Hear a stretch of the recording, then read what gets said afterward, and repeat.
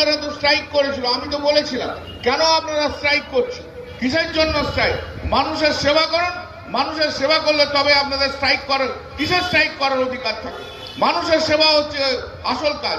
কারা যায় কলকাতা শহরের হসপিটালে? কলকাতার যারা ওদের পাশে দাঁড়িয়ে দাঁড়িয়ে দিন জাগো রাত জাগো বিশ্ব জাগো করলো, তারা যায় না। সেই এলিট ক্লাসের লোকেরা যায় না, বুদ্ধিজীবী ক্লাসের লোকেরা যায় না। উত্তরপাড়া, মফস্বল সেই গরিব মানুষরাই তো সেখানে ট্রিটমেন্ট করতে যায়। তাদের ট্রিটমেন্ট দেবে না? আচ্ছা, 59 দিন ধরে স্ট্রাইক হবে? হতেই পারে না। এসব অবৈধ কাজ, এদের কোনো মাপ নেই। আমরাও দেখতে থাকুন। থ্রেট কালচার, ওরা থ্রেট করে করে কতগুলো ছেলেকে, শুধু টিএমসির ছেলেকে যারা ডাক্তারি পড়ছে তাদেরকে সাসপেন্ড করো, এক্সপেল করো।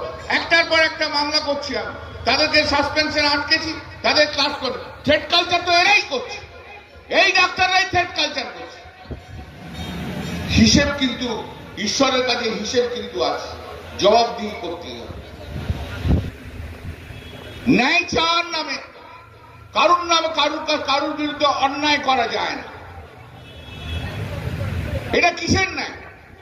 যে ন্যায় পশ্চিম বাংলার মানুষের কোন ট্রিটমেন্ট হবে না, সেটা ন্যায়? এটা কিসের ন্যায়? যে থ্রেট করে করে প্রায় 150 থেকে 200 ছেলেকে সাসপেন্ড করে দেবো, এক্সপেল করে দেবো, তাদের জীবনের ক্যারিয়ার নেই।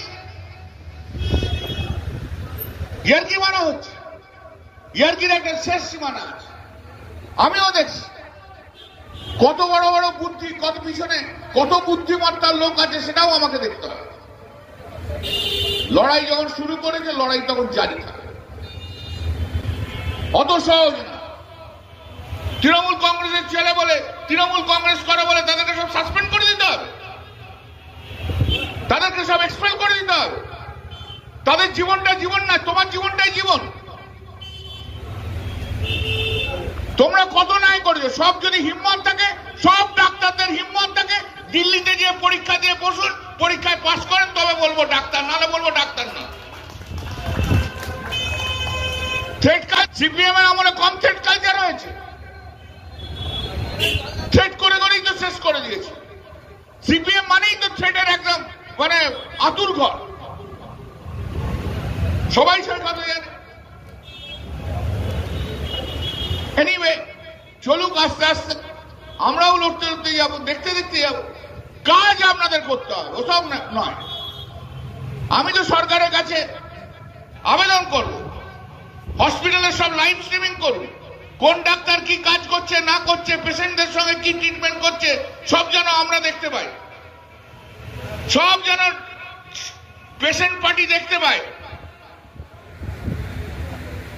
নিজেরা হসপিটালে কাজ করবে না, আর বড় বড় নার্সিংহোমে লিখে পাঠিয়ে দেবে। হয় নাকি এসব? কিন্তু কোন সিনিয়র ডাক্তার এসব পথে যায়নি, কারণ তারা জানে মানুষের পরিষেবাটাই হচ্ছে তাদের বড় কাজ, সবচেয়ে বড় কাজ। হঠাৎ করে যেন কয়েকজন ছেলে মিলে বিপ্লব আরম্ভ করে দিল, সব বন্ধ করে দেবো। বাংলাদেশে হয়েছিল না, ভাবলো বোধ হয় 14 দিন এরকম ভাবে নাচ গান করলে আর রাস্তায় ছবি দেখা আঁকলেই বোধ হয় 14 তলায় উঠে সরকার গঠন করে দেবে। হয় নাকি এসব?